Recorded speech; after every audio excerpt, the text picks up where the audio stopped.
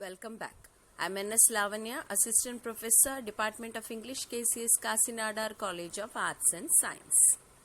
In this video, I am going to explain the poem Ozymandias and its summary, which is a part of the syllabus Foundation English for second years prescribed by University of Madras.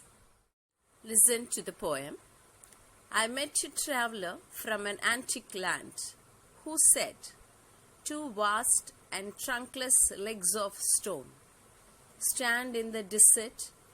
Near them on the sand, half sunk, a shattered visage lies, whose frown and wrinkled lip and sneer of cold command tell that its sculptor well those passions red which yet survive, stamped on these lifeless things, the hand that mocked them and the heart that fed.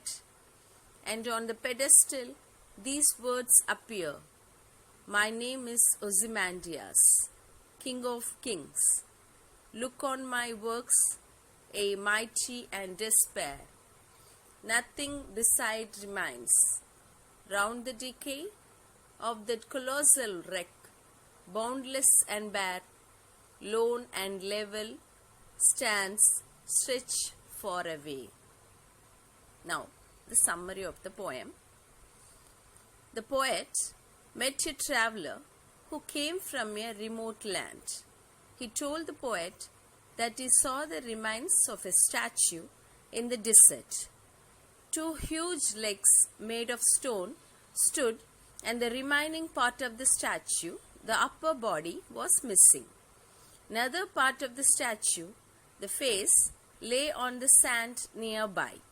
It was damaged and broken into pieces. The face of the statue had expressions of displeasure and a taunting smile.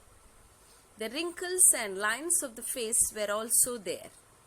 The poet says that the sculptor who had made the statue had read the expressions on the Egyptian king Ramesses' face very well, as he was able to copy them onto his statue so accurately.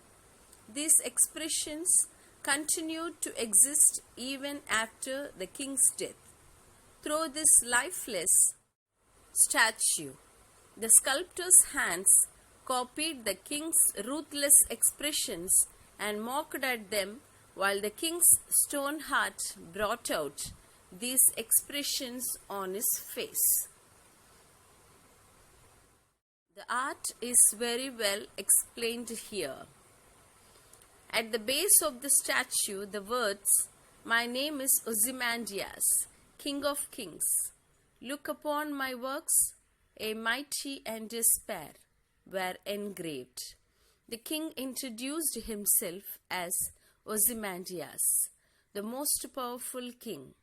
He ordered all the powerful kings of the world to look at his huge statue and feel belittled in front of the mightiest king, Ozymandias.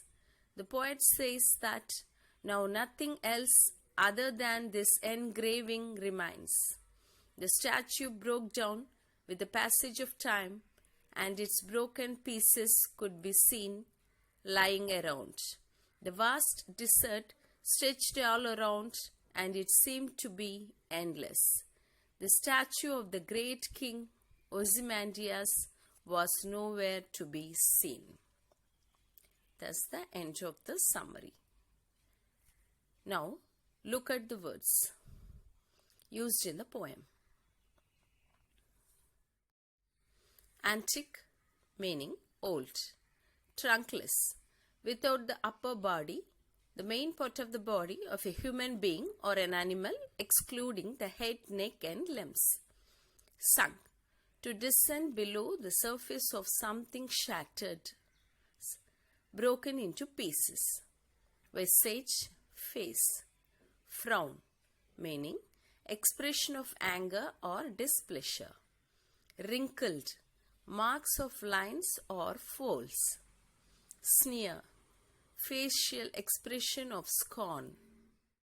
Or hostility in which the upper lip may be raised, cold, without feelings for others, command, domination or control, sculptor, an artist who make sculptures.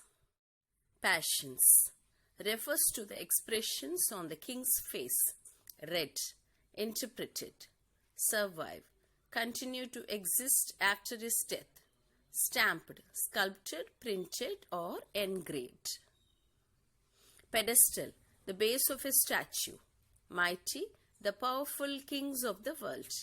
Despair, without hope. Beside, else. Decay, broken pieces of the statue. Colossal, extremely large or great. Wreck, ruins. Boundless, without limits. Bare, without the great statue of Ozymandias. Lone, the only survivor. That's the end. Thanks for watching. We meet again the next video.